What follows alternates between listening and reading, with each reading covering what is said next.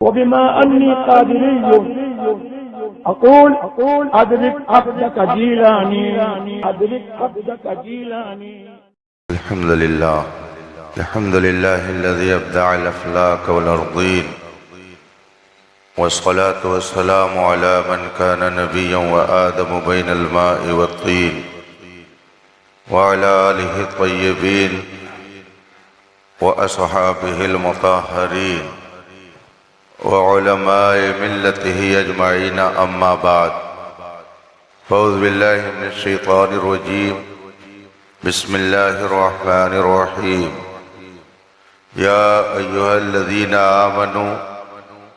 आमिनू सदक़ल्लाहुल अज़ीम व सदक़ रसूलुहुन नबियुल अमीनुल करीम व नहनु अला ज़ालिका लमिनश शाहिदीन वश्शाकिरीन वल्हम्दुलिल्लाहि रब्बिल आलमीन। मिंबर पाक पर तशरीफ़ फरमा उलमाए ज़वील एहतराम, मशाइख़ किराम, तलबे उलूम नबुव्वत, हाज़रीन मुहतरम, अस्सलामु अलैकुम व रहमतुल्लाहि ताला व बरकातुहू। रफ़ीक़ान मुहतरम, रब तबारक व तआला का करम बेपाया है कि उसने हमें और आपको इस पाकीज़ा बज़्म में शिरकत की सआदत बख्शी और अपना कीमती वक्त निकाल कर अल्लाह रसूल के जिक्र की महफिल में हाजिर हुए। मुबारकबादी के काबिल हैं वो तमाम हजरात जिन्होंने इस बारौनक बज़्म को सजाने में किसी भी तरह से हिस्सा लिया। साथ ही ढेर सारी मुबारकबादी पेश है अराकीने इदारा के लिए जिन्होंने तहफ़्फ़ुज़े ईमान कॉन्फ्रेंस मुनाकिद करके ईमान और अकीदे को संवारने वाली बातें सुनने और सुनाने का मौका फराहम किया। रब ताला अपने हबीब पाक के तुफ़ैल आप सब की मेहनतों को शर्फ़ कबूल अता फरमाए। मुझसे क़ब्ल आप हजरात ने तकरीरें सुनी, नातिया अशार से अपने दिलो दिमाग को मुअत्तर किया। थोड़ी देर के लिए मैं आपके दरमियान हूँ, आपका ज़्यादा वक्त नहीं लूँगा। बहुत मुख्तसर वक्त के लिए मैं आपके बीच हूँ। आइए मुस्तफ़ा जान रहमत सरवरे कायनात फ़ख्रे मौजूदात नबी मुकर्रम शफ़ी मुअज़्ज़म सल्लल्लाहु अलैहि वसहबी वसल्लम की बारगाहे क़ुद्स में दुरूद व सलाम का नजराने अक़ीदत पेश करें और पढ़ें।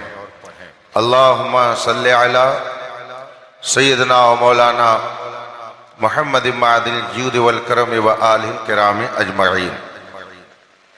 अव्वलन मैं ये बात अर्ज कर दूं कि अगरचे दो मकाम पर बहुत देर तक मेरी वीडियो बनाई गई, मगर उसमें मेरी मर्जी, मेरे इरादे और मेरी रजा का कोई दखल नहीं। पुलिस महकमे की तरफ से उसका एहतमाम था, हुकूमत की तरफ से सिक्योरिटी के लिहाज से उसका बंदोबस्त उन हजरात ने किया। मैं अल्हम्दुलिल्लाह अपने मुर्शिद गिरामी आकाए नेमत मुर्शिद बरहक हुजूर ताजुश्शरिया अलैहि रहमतो व रिज़वान का वो मौक़िफ़ जो किताब व सुन्नत से मुज़य्यन है उसी पर अमल पैरा हूँ और दुआ करता हूँ कि अल्लाह उसी पर कायम रखे। वीडियो बनाना ये मैं अपने तई ही नहीं बल्कि किताब व सुन्नत के हुक्म के मुताबिक नाजायज़ समझता हूँ। इसलिए जो हजरात इस अमल में मसरूफ़ हैं अब मेरी तरफ से सख्त तंबीह है कि वो कतअन मेरी वीडियो नहीं बनाएंगे, और अगर इस पर मैदान महशर में मुझसे सवाल हुआ तो मैं उनका गिरबान पकड़ूंगा जो मुझे वहां पकड़वाने का काम करेंगे। आइए रसूल करीम सल्लल्लाहु अलैहि वसल्लम की बारगाह में एक बार और दुरूद पाक का नजराना पेश करें और पढ़ें, अल्लाहुम्मा सल्ली अला सैयदना व मौलाना मुहम्मद मादिल जूद वल करम व आलिल किराम अजमईन। रफीकान मोहतरम, अल्लाह तबारक व तआला ने हमें और आपको इस कायनात में जितनी मखलूकात पाई जाती हैं सब में सबसे बेहतर और अफजल बनाया।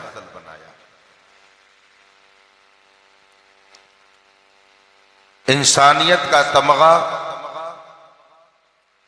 शराफतो करामत और हया और इफ़्फ़तो बुजुर्गी का ताज उसने इंसान के सर पे रखा। इंसान को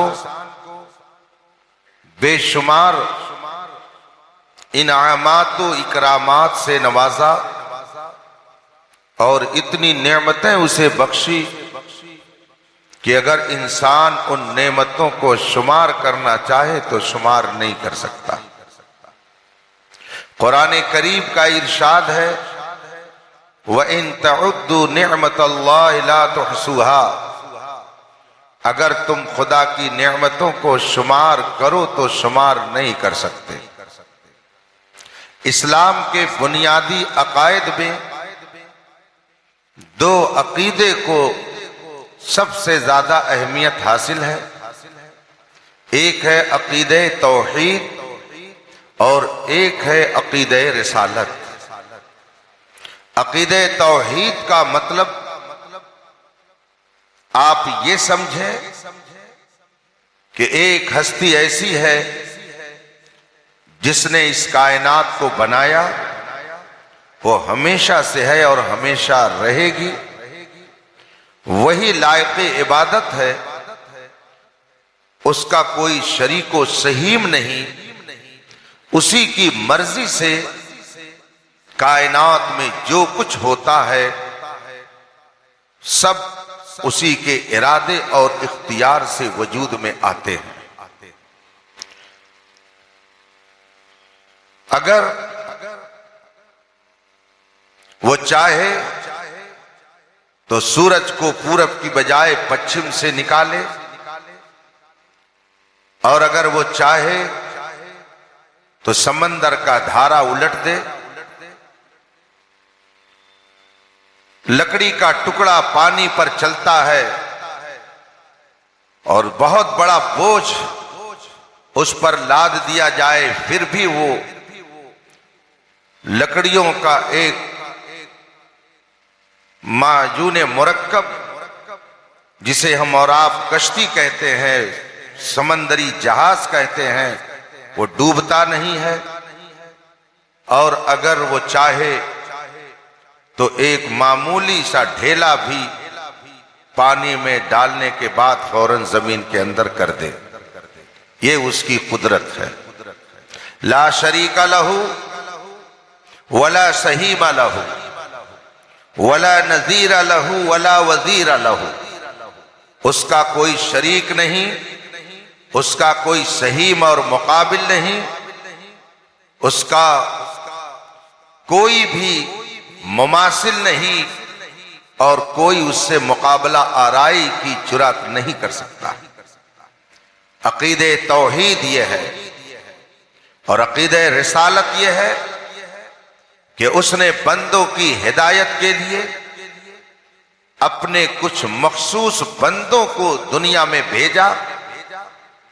उन मखसूस बंदों का सिलसिला हजरत आदम अलैहिस्सलाम से शुरू होता है, और हमारे और आपके आका मौला जनाब मुहम्मदुर रसूलुल्लाह सल्लल्लाहु अलैहि वसल्लम पर वो सिलसिला खत्म हो जाता है। जिसे हम और आप अकीदे रिसालत कहते हैं।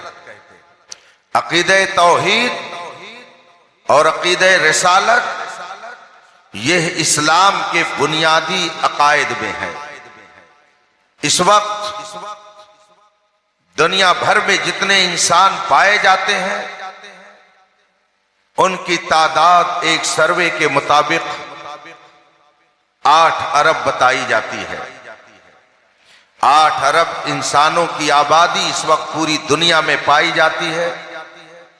इतनी बड़ी आबादी में 6 अरब वह इंसान बसते हैं जो इस्लामी अकायद के मुनकिर हैं, रसूल पाक का कलमा पढ़ने से इनकार करते हैं, और 2 अरब के करीब वो लोग हैं जो रसूल पाक सल्लल्लाहु अलैहि वसल्लम का कलमा पढ़ते हैं।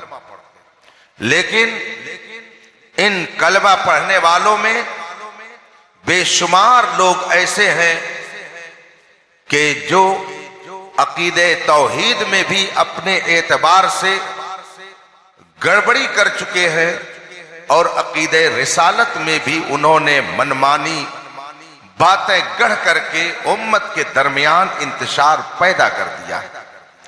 पूरी दुनिया के लोग इस वक्त उम्मत मुस्लिमा के इन दोनों बुनियादी अकीदे को डैमेज करने के लिए और मुसलमानों के इस बुनियादी अकीदे पर हमला करने के लिए हर तरह का हरबा इस्तेमाल करने में मसरूफ है। अकीदे तौहीद ये कि खुदा के अलावा कोई इबादत के लायक नहीं, वही इस कायनात को चलाता है, वो हर ऐब से पाक है। मगर एक जमात इस अकीदे को खराब करने के लिए न जाने कितने दिनों से कोशिश में है और उम्मत मुस्लिमा को यह नजरिया दे रही है कि खुदा वो है जो झूठ बोल सकता है। अकीदे तौहीद में गड़बड़ी पैदा करने वाली यह जमात पूरे हिंदुस्तान में जगह जगह फैली हुई है। एक जमात और निकली हुई है जिसका कहना है कि अगर हमने खुदाए कुद्दूस की इबादत के साथ किसी और के सामने इबादत के लिए सर टेक दिया तो इसमें क्या फर्क पड़ता है, यह इंसानियत है, यह इत्तेहाद इत्तेफाक की बात है। चुनांचे वो जमात भी पूरी जिद्दोजहद में मसरूफ है और न जाने कितने नौजवान इस नजरिए के हामिल हो गए और उनका अकीदे तौहीद खराब हो गया। कलमा पढ़ने के बावजूद ऐसे बेशुमार इंसान इस वक्त मेरे पास एक मौलाना साहब ने फोन किया और उन्होंने बताया कि हजरत 6 नौजवान कॉलेज में पढ़ने वाले मुझे ऐसे इस शहर में मिले कि जिन्होंने खुदा के वजूद का इनकार कर दिया। वो कलमा पढ़ने वाले थे, मुसलमान घर में पैदा हुए थे, मगर उनको कहां की हवा लगी ये पता नहीं चल सका और 6 नौजवानों ने खुदा के वजूद का इनकार कर दिया। कई साल पहले की बात है, एक आलिम साहब नेपाल मुल्क टहलने गए। काठमांडू में एक घर में उनका कयाम हुआ। जब वो चलने लगे तो साहिब खाना ने कहा, मेरी 5-6 साल की एक बच्ची है, उसको दुआ कर दीजिए। उस बच्ची को बुलाया गया, आलिम साहब ने उसे दुआ दी और उन्होंने उस बच्ची से पूछ लिया, बेटा कलमा याद है? बच्ची ने कहा, हाँ याद है। आलिम साहब ने फरमाया कि सुनाओ। बच्ची ने कलमा सुनाया। उसने पहले बिस्मिल्लाह पढ़ी और फिर कलमा सुनाया और उसके बाद में उसने बिस्मिल्लाह का अज़ तर्जमा किया और उसने कहा, अल्लाह के नाम से शुरू जो निहायत मेहरबान और रहमत वाला है। आलिम साहब ने उसे शाबाशी दी, मगर फौरन वो बच्ची जो भी 6-7 साल की थी, उसने सवाल किया और कहा, हजरत क्या अल्लाह बड़ी रहमत वाला है? बहुत मेहरबानी करने वाला है। आलिम साहब ने फरमाया बेशक अल्लाह बड़ी रहमत वाला है, बहुत मेहरबानी करने वाला है। बच्ची ने फौरन कहा हजरत मेरे जहन में एक सवाल है। आलिम साहब ने पूछा क्या सवाल है? बच्ची कहती है कि अगर अल्लाह बहुत मेहरबान है तो क्या वजह है कि एक नौजवान आदमी का एक्सीडेंट होता और वो मर जाता है। एक आदमी की शादी होती है और अभी उसकी गोद में 1.5-2 साल का बच्चा होता है। कभी मां मर जाती है, कभी बाप मर जाता है। क्या है कि कभी बच्चे की पैदाइश के वक्त मां मर जाती है मगर बच्चा मौजूद रहता है। अगर खुदा मेहरबान है तो ये कौन सी मेहरबानी है, ये कौन सी रहमत है कि जवानी में आदमी को मौत दे दे। ये कौन सी मेहरबानी है कि अभी बच्चा पैदा हुआ और मां को मौत दे दी जाए। अगर खुदा बहुत मेहरबान है तो ये मेहरबानी हमारी समझ में नहीं आती है। जो ही उसने ये बात कही, आलिम साहब ने उससे पूछा बेटा ये तो बताओ कि ये सवालात तुमको किसने बताए हैं, किसने तुमसे ये सवालात किए? उस छोटी सी बच्ची ने जवाब दिया कि ये सवाल मैं जिस स्कूल में पढ़ती हूं वहां की टीचर ने मुझे बताया है। मालूम हुआ कि वो ईसाई स्कूल में पढ़ने वाली तालिबा है और वहां उसे ये बताया गया कि अगर तुम्हारा खुदा बहुत मेहरबान है तो ऐसे काम क्यों करता है, मुझे बताया जाए। अकीदे तौहीद पर हमला किया कि नहीं किया? अकीदे तौहीद को बर्बाद करने के लिए उसको तालीम दी गई कि नहीं दी गई? न जाने कितने नौजवान इसी तरह के शुकूक व शुबहात में मुब्तला होकर कलमा पढ़ने के बावजूद खुदा के वजूद का इनकार कर रहे हैं। अभी 1.5 साल पहले की बात है, मेरे पास वालिदैन आए एक बच्चे के और उन्होंने उस बच्चे की दास्तान सुनाई और कहा इसने अपनी बीवी को तलाक दे दी है। बीवी और शौहर दोनों साथ आए हुए थे। बीवी से तस्दीक की गई, शौहर ने भी इकरार किया और उसके बाद बीवी कहती है कि सिर्फ यही नहीं कि इन्होंने मुझे तलाक दी, ये देखिए मैंने इनके जुमलों को सब लिख रखा है। मैंने जब वो कागज पढ़ा तो मेरे होश उड़ गए। वो नौजवान जो मुसलमान घर में पैदा हुआ, जो कलमे तैयबा पढ़ने वाला था, मगर उसमें अल्लाह की शान में मुगल्लज़ात लिखे हुए थे। खुदा की शान में उसने गुस्ताखियां की थी, गाली दी थी, खुदा के वजूद का इनकार किया था। इस तरह के हालात पूरी दुनिया के अंदर इस वक्त बनाए जा रहे हैं। जगह जगह के तुझे थक चुके हैं हंगामे, निशाते लज्जते ख्वाबे गिरा बदल डालो। गलत रवि से मनाजिल का बोध बढ़ता है, मुसाफिरों रविशे कारवां बदल डालो। अकीदे तौहीद को बर्बाद करने के लिए एक जहती और इत्तेहाद के नाम पर न जाने कितनी सियासी पार्टियां काम कर रही हैं और बहुत सारे लोग जाकर के माबूदाने बातिला के सामने माथा टेक कर इत्तेहाद और इत्तेफाक की दावत देने का काम कर रहे हैं। यह हकीकत में अकीदे तौहीद से हटाने की एक मुनज़्ज़म साजिश है। अगर आपने इसकी बारीकियों को नहीं समझा तो आप कलमा पढ़ने के बावजूद मुसलमान नहीं रह सकते हैं। अकीदे रिसालत है कि रब्बे कदीर ने हजरत आदम अलैहिस्सलातो तस्लीम से लेकर रसूल पाक सल्लल्लाहु अलैहि वसल्लम तक 1 लाख कमो बेश 2 लाख 24,000 अंबियाए किराम को दुनिया में भेजा इंसानों की हिदायत के लिए। और आखिरी नबी हमारे और आपके आका और मौला रसूल पाक सल्लल्लाहु अलैहि वसल्लम है। मगर इस अकीदे रिसालत को बर्बाद करने के लिए कलमा पढ़ने वालों की टोली भी चल रही है और बेकलमों की भी टोली पूरी दुनिया में फैली हुई है और ये चाहते हैं कि मुसलमानों का रिश्ता इनके पैगंबर से तोड़ दिया जाए। और अगर ये माने अपने नबी को तो जिस तरह से मानना चाहिए उस तरह से न माने, हम जिस तरह से बताएं उस तरह से माने, ताकि मानने के बावजूद ये बेकलमा रहे, कलमा पढ़ने के बावजूद ये साहिब ईमान न हो सके। चुनांचे एक तहरीक चल रही है बहुत जोरों से पूरी दुनिया के अंदर कि रसूल पाक आखिरी नबी नहीं है। कुरान ने जो खातमन नबीयीन का कलमा इरशाद फरमाया है उसका माना वो नहीं है जो उम्मते मुस्लिमा 1400 साल से समझ रही है, उसका माना कुछ और है।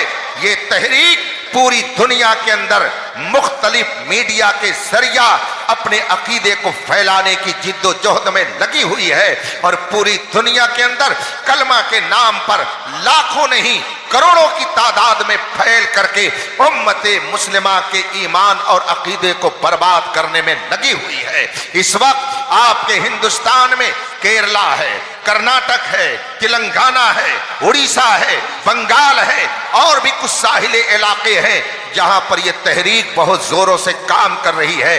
न जाने कितने नौजवान ऐसे हैं जो रसूल पाक का कलमा पढ़ते हैं मगर उसके बावजूद रसूल पाक को आखिरी नबी नहीं मानते। मैं 2 साल पहले केरला शहर कालीकट एक जरूरत के तहत गया। रात में जहां मैं होटल में ठहरा हुआ था, केरला के कुछ लोग मेरे साथ थे। मैंने उनसे पूछा यहाँ की मजहबी हालत क्या है, यहाँ किस किस जमात के लोग पाए जाते हैं। मुख्तलिफ जमातों का नाम लेने के बाद बताने वाले ने मुझे बताया कि यहाँ कादियानी भी पाए जाते हैं और एक बड़ी तादाद में पाए जाते हैं। मैंने पूछा क्या आपके शहर में यहाँ पर भी कादियानी मौजूद हैं? उन्होंने बताया कि यहाँ पर उनका एक इदारा चलता है, उनकी मस्जिद है, उनका तबलीगी सेंटर है और 1000 मकान पूरे कालीकट में ऐसे हैं जिनके घरों में कादियानियत पनप रही है और कलमा पढ़ने के बावजूद वो रसूल पाक को आखिरी नबी नहीं मानते हैं। रात में 11 बजे के करीब जब मुझे उन्होंने ये बताया मुझे सख्त ईजा पहुंची और मैंने कहा कि मैं इसी वक्त उस इदारे को देखने के लिए चलना चाहता हूं, क्या वहां जाया जा सकता है? जो लोग मेरे साथ थे उन्होंने कहा हाँ ऐसा मुमकिन है। रात में होटल से उतरे, सवारी की गई और फिर कुछ देर चलने के बाद 4 मंजिला वो बिल्डिंग हमारी निगाहों के सामने थी जिसकी पेशानी पर कलमे तैयबा लिखा हुआ था। मगर अंदर जब गए तो मिर्जा गुलाम अहमद कादियानी से लेकर इस दौर तक उसके जितने भी रहबर और रहनुमा थे सबका तारुफ, सबकी हिस्ट्री और सबके कारनामों को वाल मैगजीन की शक्ल में कौम के सामने पेश किया गया था। न जाने कितने कॉलेज के नौजवान ऐसे हैं जो कलमा पढ़ते हैं मगर उसके बावजूद हमारे रसूल को आखिरी नबी नहीं मानते। तेलंगाना और केरला और उड़ीसा के साहिली इलाकों में आप जाकर के ऐसी जमातों को देख सकते हैं। आपके सामने अगर किसी ने रसूल पाक की शान में गुस्ताखी कर दी और मीडिया के जरिया आपके दरमियान वो बात आ गई तो आप उस पर बड़ी नाराजगी का इजहार करते हैं, लेकिन उनको ये जुरात किसने अता की? रसूल पाक की शान में गुस्ताखी करने का ये हुनर उनको किसने सिखाया है? कलमा पढ़ने वाली जमातों ने ही बताया है। अभी चंद हफ्ता पहले बगल मुल्क का एक अपने आप में काबिल बनने वाला इस्लामी स्कॉलर कहलाने वाला उसने कुरान करीम पर वो भयानक इल्जाम लगाया, सहाबे किराम के ऊपर इतना घिनौना इल्जाम लगाया, खुद रसूल पाक सल्लल्लाहु अलैहि वसल्लम पर इतनी बदतमीजी के जुमले इस्तेमाल किए। उसने कहा रसूल पाक लिखना पढ़ना नहीं जानते थे, हत्ता कि सहाबा अगर लिखने में गलती कर देते थे तो रसूल पाक उसे बनाना नहीं जानते थे। और आगे बढ़ करके उसने यहां तक कहा कि सहाबा ने कुरान करीम को लिखने में जब गलती की तो किसी ने जब ये गलत जुमला लिख दिया और रस्मुल खत में उससे गलती हो गई, क्योंकि रसूल पाक पढ़ना लिखना नहीं जानते थे तो वो गलती 1400 साल से चली आ रही है और आज तक वो गलती वैसे ही कुरान में मौजूद है। या ये बात किसी कलमा पढ़ने वाले ही ने कही है, गैर कलमा गो ने नहीं कही। आप दूसरों के लिए तो चीखते हैं मगर दाढ़ी वाला जब गुस्ताखी करता है, जब जुब्बा वाला जब गुस्ताखी करता है, कुरान को हाथ में लेकर पढ़ने वाला जब गुस्ताखी करता है तो आप सोचते हैं ये मेरा चचा है, ये मेरा भाई है, ये मेरा रिश्तेदार है, इससे दोस्ती की जाए, इसको रिश्तेदारी में निभाने के लिए कोई सूरत निकालनी चाहिए। क्यों नहीं आप ये सोचते हैं कि नबी करीम सल्लल्लाहु अलैहि वसल्लम का दुश्मन चाहे दाढ़ी की शक्ल में हो, चाहे जुब्बे और साफे में आए, चाहे कुरान लेकर के आए, मेरे ताजुश्शरिया ने फरमाया नबी से जो हो बेगाना उसे दिल से जुदा कर दो, पितर मादर बिरादर जानो माल उन पर फिदा कर दो। आप कहते हैं कि गुस्ताखी हो रही है और आपके बगल का पड़ोसी जब गुस्ताखी करता है तो आप उससे दोस्ती करते हो और कहते हो ईमान की हिफाजत कैसे होगी। ईमान की हिफाजत का सिर्फ वही जरिया है जो मेरे मुस्तफा ने अता फरमाया है। इयाकुम व इयाहुम, जितने बदअकीदा हैं, जितने रसूल के दुश्मन हैं, जितने कुरान के दुश्मन हैं, जितने खुदा के तौहीन करने वाले हैं, जितने औलियाए किराम के दुश्मन हैं, उनसे अपना रिश्ता नाता तोड़ लिया जाए, उनसे अपने आप को दूर रखा जाए, उनसे कोई ताल्लुक ना रखा जाए। अल्लाह ने चाहा तो आपके ईमान की हिफाजत। हम कहते तो हैं कि तहफ़्फ़ुज़ ईमान कैसे हो, मौलाना लोग कुछ करते नहीं है। अभी मीडिया में इतनी बहस चल रही है, फला जगह घर जल गया, मौलाना लोग निकले नहीं, फला तौहीन कर रहा है, ये रोड पर निकल नहीं रहे हैं, ये कुछ बोल नहीं रहे हैं। मेरे भाइयों, इन्हीं के बोलने का तो नतीजा है कि आप अल्लाहु अकबर बोल रहे हो। अगर ये न बोलते तो आपको अल्लाहु अकबर कहने भी नहीं आता, अगर ये न बोलते तो आप अजान भी नहीं जानते, ये ना बोल करके आपको बताते तो आप सही ढंग से मुसलमान भी नहीं बन पाते। आपके अंदर इस्लाम की जो भी तहजीब बाकी है ये इन्हीं उलमाए किराम की मेहनतों का ही नतीजा है। लोग समझते हैं सब काम उलमा के जिम्मा है, घर किसी का जल जाए मौलाना लोग रोड पर आए, पीर साहब आए एहतजाज करें, पीर साहब आकर के स्पीच दे, और जब पीर साहब गिरफ्तार हो जाएं तो सब लोग अपने घर में बैठ जाए। सेठों से क्यों नहीं करते, कहते हैं जो अरबपति बन करके दादे ऐश अपने कब्रों में दे रहे हैं वो कब मैदान में उतरेंगे। ये डॉक्टर जो एक मरीज की फीस 500 रुपया लेता है ये कब मैदान में उतरेगा। वो इंजीनियर जो रोजाना न जाने कितने नक्शे बना करके लाखों रुपए कमाता है वो कब मैदान में निकलेगा। क्या ये पढ़े लिखे लोग नहीं है, क्या ये दानिशवर लोग नहीं है। इनकी भी जिम्मेदारी है कि वो मैदान में आए और अपनी वफादारी मुस्तफा का सबूत दे। नारे तकबीर, नारे रिसालत, नारे रिसालत, मसलके आला हजरत हुजूर ताजुल फुक़हा। एक साहब कहने लगे बच्चियां मुर्तद हो रही हैं, गैरों के साथ भाग रही हैं, मौलाना लोग कुछ कर नहीं रहे हैं। मैंने कहा क्या मदरसे के तालिब इल्मों को सबके घरों के सामने पहरेदार बना दिया जाए, इन तलबा को बैठा दिया जाए लोगों के घरों पर। वो बाप क्या अंधा है जो अपनी बेटी को नंगा लिबास पहना करके यूनिवर्सिटी में भेजता है।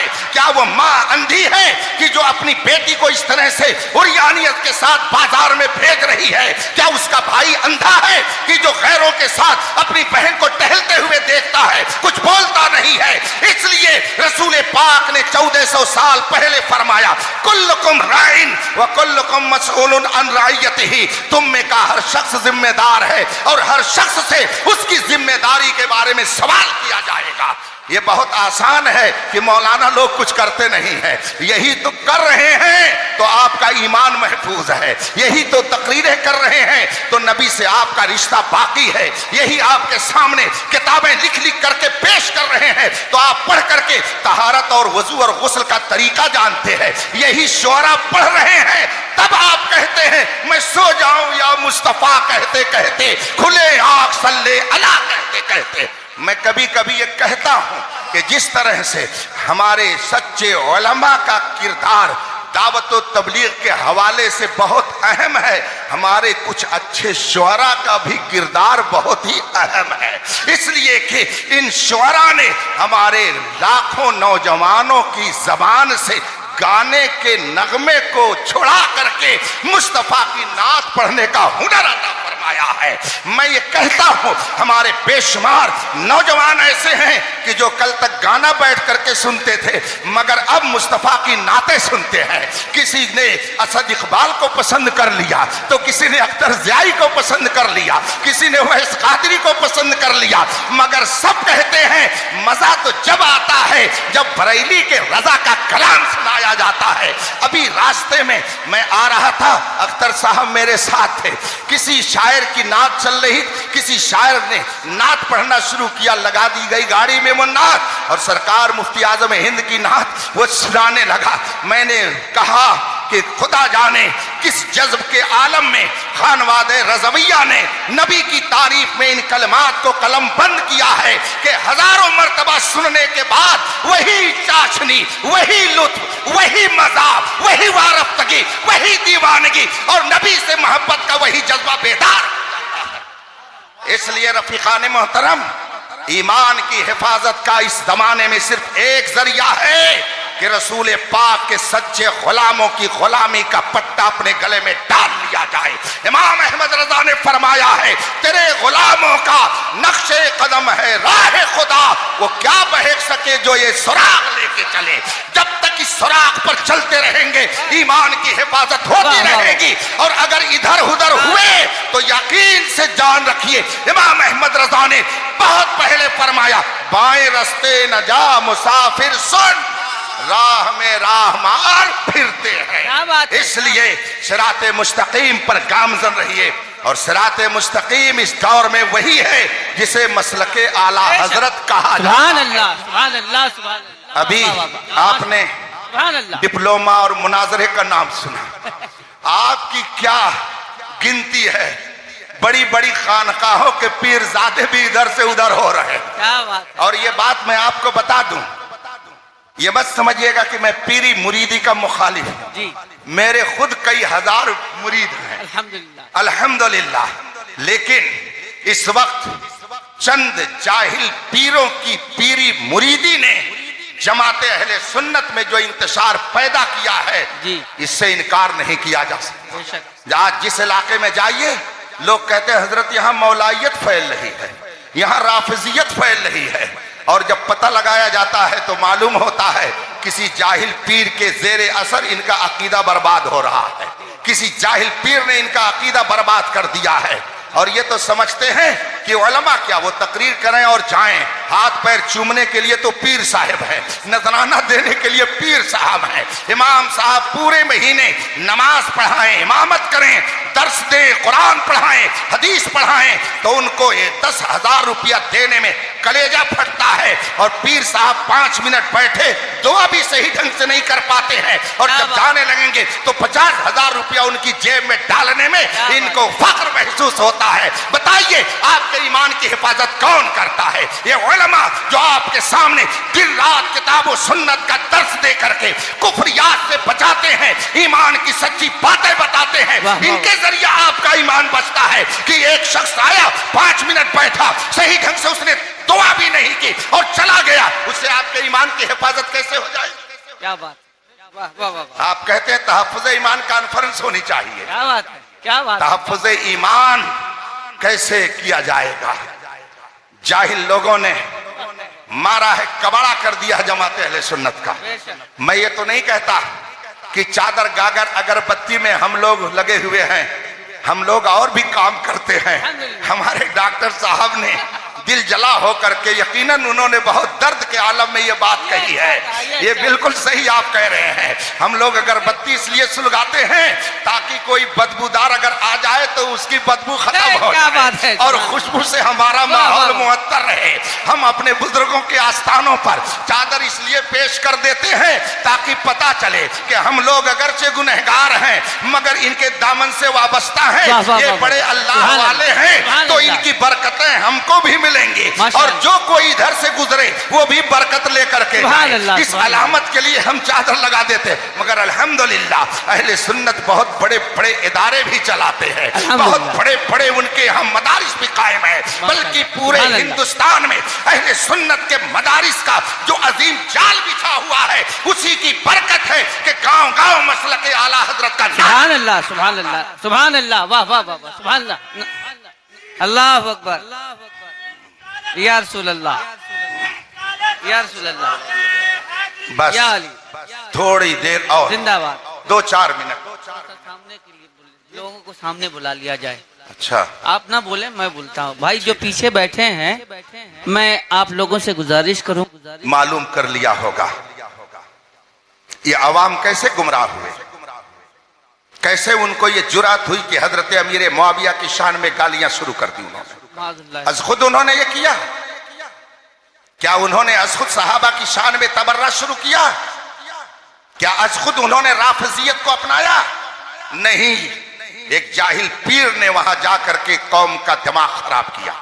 नतीजा यह हुआ कि मुनाजरा करने के लिए चैलेंज बातिल की तरफ से होने लगा, लेकिन जब रजा के शेर पहुंचे तो दुम दबा करके भाग गए। इसीलिए मैं कहता हूं, किल के रजा है खंजरे खूंखार बरकबार, आदा से कह दो खैर मनाए नशर करें। मैंने थोड़ी सी बात आपके दरमियान रख दी थी। सेठ की भी जिम्मेदारी है, इंजीनियर की भी जिम्मेदारी है, आलिम की भी जिम्मेदारी है, डॉक्टर की भी जिम्मेदारी है। एक है दीन, एक है दुनिया। जब डॉक्टर ने दुनिया कमाई, जब इंजीनियर ने दुनिया कमाई, जब सेठ ने दुनिया कमाई, तो कौम के दुनिया की हिफाजत वो करे। इन उलमा ने दीन कमाया, इसलिए स्टेज के जरिए आपके दीन की हिफाजत ये करेंगे। ये काम बटा हुआ है, हर काम आलिम दीन के जिम्मा नहीं है। उलमाए दीन आपके दीन की हिफाजत के लिए गालियां भी सुनते हैं, दिन रात मेहनत भी करते हैं, मशक्कत भी उठाते हैं। कौम के दरमियान जाकर के हक और बातिल के दरमियान खत्ते इम्तियाज जब खींचते हैं तो बुराइयां भी बोल लेते हैं, मगर ये अपनी जबान से यही कहते हैं, हर जफा हर सितम गवारा है, इतना कह दे कि तू हमारा है। हम इसलिए नहीं आपके दरमियान आकर के दीन का पैगाम पहुंचाते हैं कि आप खुश हो जाएं, हम इसलिए ये काम करते हैं कि अल्लाह और रसूल माशाअल्लाह। इसलिए सिर्फ ये मत कहिए कि उलमा कुछ बोलते नहीं है, कहिए सेठ लोग पैसा दबा के बैठे हैं। अगर किसी का घर गिर जाए, जो करोड़पति है, उससे कहिए कि तुम अपने पैसे से घर बनवाओ। बहराइच शरीफ में कुछ घरों में आग लगा दी गई, वो मीडिया पर व्हाट्सएप के जरिया न जाने कितनी बकवास शुरू कर दी गई। मौलाना लोग कुछ बोल नहीं रहे हैं, एहतजाज के लिए निकल नहीं रहे हैं। क्या ये पीर साहब चल करके डंडे खाएं और आप तमाशा देखेंगे? ये सेठ साहब किस दिन काम आएंगे, जिनको आपने वोट दिया है, जो आपके गांव का प्रधान है, जो गांव का चौधरी है, वो किसके लिए है? वो कब मैदान में उतरेगा? इन सब कामों के लिए ये मुंतखब हुए हैं। ये काम इनसे लीजिए, दीन की हिफाजत का काम हमसे लीजिए। एक सेठ या इंजीनियर या डॉक्टर बेहतरीन इलाज तो कर सकता है, शानदार नक्शा तो बना सकता है, बेहतरीन इमारत बना सकता है, मगर दीन की हिफाजत और बातिल से मुनाजरे की जब नौबत आएगी तो न सेठ साहब काम आएंगे, न इंजीनियर साहब काम आएंगे, न डॉक्टर साहब काम आएंगे। डॉक्टर भी कहेंगे मौलाना को बुलाओ, इंजीनियर भी कहेंगे मौलाना को बुलाओ। किस लिए? वहां क्या जरूरत है? बातिल से मुकाबले के लिए, अहले सुन्नत के अकीदे के तहफ्फुज के लिए।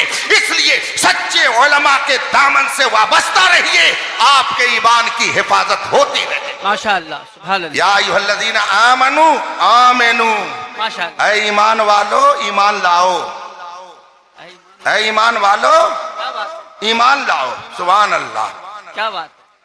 मैंने कहा शायर मोहतरम इकबाल साहब आप बैठे हैं, और फिर मैं इनसे कहूं, है बैठने वाले शायर मोहतरम बैठिए। मैं तकरीर कर रहा हूं, शायर साहब कहें हजरत तकरीर कर रहे हैं। हे तकरीर करने वाले तकरीर कीजिए। एक शख्स सो रहा है और जा करके उससे कहें, हे सोने वाले सो जाइए। सुनेंगे लोग, कहेंगे कि दिमाग खराब हो गया है क्या?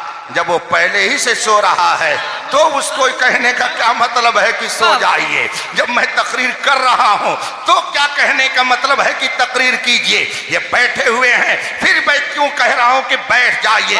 आप कहेंगे बैठे हुए को बैठने का आर्डर देना बेमाना है, तो कुरान फरमाता है ऐ ईमान वालो ईमान लाओ। तो जब वो पहले ही ईमान वाले हैं तो उनको फिर कुरान क्यों कह रहा है ईमान लाओ? है ईमान वालो ईमान लाओ। ईमान वाले क्या ईमान लाएंगे? वो तो पहले ही ईमान ला चुके हैं। मगर रब को मालूम है कि जो ईमान ले आया कोई जरूरी नहीं है कि उसका ईमान सलामत रहे। तारीख मौजूद है, मुअल्लिमुल मलाइका कहा जाता था, इब्लीस था, फरिश्तों का उस्ताद कहा जाता था, बड़ा काबिल था, बड़ा इल्म वाला था, ज़ुहद तकवा वाला था, मगर मिनटों सेकंडों में सब बर्बाद हो गया। इसलिए अगर आप साहिब ईमान हो गए तो ये मत समझिए कि आपके ईमान को कोई ताकत डाल करके नहीं ले जा सकता है। गौसे पाक के पास तो पहुंच ही गया कमबख्त। हमारी और आपकी क्या हैसियत है? हुजूर सैयदना गौसे पाक नमाज अदा फरमा रहे थे, महवे इबादत थे, आपके ऊपर एक बादल नूरानी शक्ल में पहुंचा और उसमें से आवाज आती है, हे अब्दुल कादिर, तूने मेरी इतनी इबादत की कि अब तुझे इबादत की जरूरत नहीं, मैं तुमसे खुश हो गया। सैयदना गौसे पाक ने जब ये सुना फरमाया, ला हौला वला कुव्वता इल्ला बिल्लाह, तू शैतान है, हट जा यहां से। जो ही आपने लाहौल पढ़ी, वो जो अब तक नूर की तरह नजर आ रहा था धुआं बन करके उड़ गया। गौसे आजम रज़ी अल्लाह ताला अन्हु फिर अपने काम में मसरूफ हो गए। कुछ देर के बाद फिर वही नूरानी टुकड़ा आया और उसमें से आवाज आई, अब्दुल कादिर, आज तेरे इल्म ने तुझको बचा लिया। गौसे आजम रज़ी अल्लाह ताला अन्हु फरमाते हैं, मरदूद, फिर तू गुमराह करने के लिए आ गया और कहता है कि अब्दुल कादिर, तुझे तेरे इल्म ने बचा लिया। तो ऐसी बात कह करके मुझको इल्म पर गुरूर और एतमाद करने का दर्स दे रहा है। गोया मैं खुदा की तरफ से तवज्जो हटाकर अपने इल्म की तरफ मुतवज्जे हो जाऊं। बेवकूफ और शैतान, सुन, मेरे इल्म ने मुझको नहीं बचाया बल्कि मेरे रब के फजल ने मुझको बचाया है। इसलिए अगर आप साहिब ईमान हो गए तो अपने ईमान की हिफाजत की फिक्र करते रहिए। ऐ ईमान वालो, ईमान लाओ। मतलब यह है कि ऐ ईमान वालो, अपने ईमान की हिफाजत करते रहो, अपने ईमान पर कायम रहो। अगर ईमान की हिफाजत नहीं करोगे तो ऐसे ईमान निकल जाएगा कि तुम्हें पता भी नहीं चलेगा, और जब दुनिया से तुम जाओगे तो तुम्हारे दामन में नेकियों का कोई जखीरा नहीं रह जाएगा। अल्लाह फरमाता है, अपने ईमान की हिफाजत करो। और ईमान की हिफाजत के लिए कुरान ने फरमाया, कुनु मा सादिकीन, सच्चों के साथ रहो, सच्चों के दामन से वाबस्ता रहो।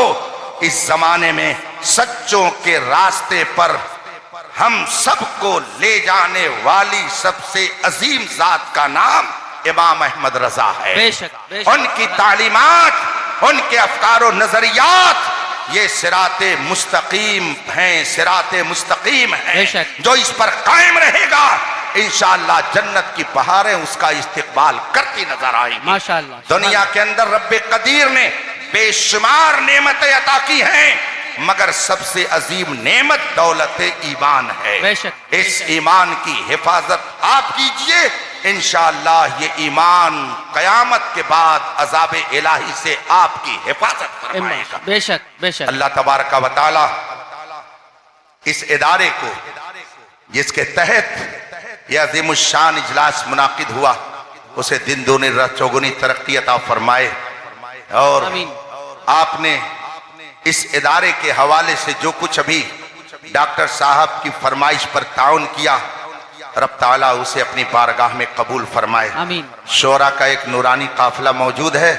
मैंने बहुत पहले चुपके से अपने शायर मोहतरम से कहा था कि आप बोस, आप शोरा हैं, बहुत सारे शोरा के आप बोस हैं, आप कहेंगे तो आपकी पार्टी के लोग आपकी बात का जल्दी असर लेंगे। बहुत सारे शायरों के जरिया राफिजियत फैल रही है, उनके अशार के जरिया लोगों में राफिजियत के जरासीम सरायत कर जाते हैं। इसलिए शोरा से आप कहिए कि वो शेर कम पढ़े जिससे राफिजियों को मदद मिले।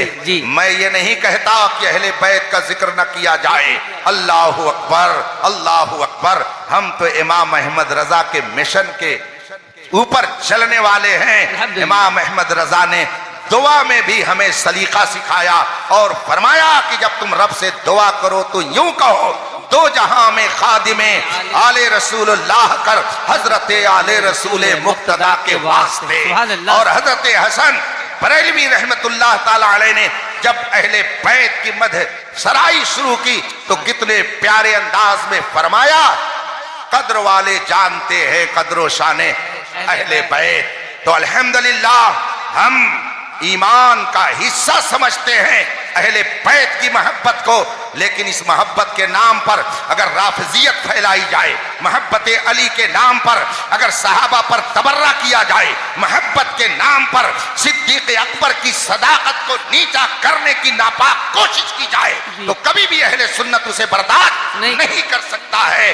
अहले सुन्नत वो हैं कि जो अहले बैत से भी मोहब्बत करते हैं और सहाबा की भी अजमत का चिराग अपने दिलों में रोशन करते हैं। इसीलिए इमाम अहमद रजा ने फरमाया, अहले सुन्नत का है बेड़ा पार, असहाबे हुजूर नज्म है और नाव है इतरत रसूलुल्लाह की। इसी रविश पर कायम रहिएगा, इंशाअल्लाह आपके ईमान की हिफाजत होती रहेगी। माशाअल्लाह। अकीदे तौहीद को बचाइए। मुख्तलिफ हरबों से अकीदे तौहीद को बर्बाद करने की कोशिश की जा रही है जी। और अकीदे रिसालत को भी सही ढंग से अपनाइए, वरना कलमा पढ़ करके भी कहेंगे नबी कुछ नहीं देते हैं, कलमा पढ़ करके भी कहेंगे नबी को पीठ पीछे की खबर नहीं है, कलमा पढ़ करके भी आप कहेंगे नबी मरकर मिट्टी में मिल गए। तो ऐसा अगर अपने अकीदे रिसालत अपनाया तो ये अकीदा मुंह पे मार दिया जाएगा। कितना साफ सुथरा अकीदा बरेली के इमाम अहमद रजा ने हमें समझाया कि जब कोई कहे नबी कुछ नहीं देते तो तुम कहो कौन देता है, देने को मुंह चाहिए, देने वाला है सच्चा हमारा नबी। जब कोई कहे कि नबी पीठ पीछे की भी खबर नहीं रखते हैं तो तुम कहो और कोई गैब क्या तुमसे नेहा हो भला, जब ना खुदा ही छुपा तुम पे करोड़ों दुरूद। अगर कोई बदअकीदा कहे कि नबी तो गांव के चौधरी की तरह होते हैं, उनकी इतनी ही ताजीम करो जितने की अपने बड़े भाई की करते हो, तो तुम कहो सबसे औला व आला हमारा नबी, सबसे बाला वो वाला हमारा नबी, अपने मौला का प्यारा हमारा नबी, सारे आलम का दूल्हा। माशाअल्लाह, सुभान अल्लाह। जब कोई बदअकीदा कहे नबी मरकर मिट्टी में मिल गए तो कसम खा के कहो तू जिंदा है वल्लाह, तो जिंदा है वल्लाह। मेरी चश्मे आलम से ये है अकीदे रिसालत को मानना। सुभान अल्लाह। और ये अकीदे रिसालत कहां से हमको सीखने को मिलेगा? बरेली के इमाम अहमद रजा के जरिया मिलेगा। इसलिए इस जमाने में सच्चे मजहब व मसलक की पहचान मसलक आला हजरत है।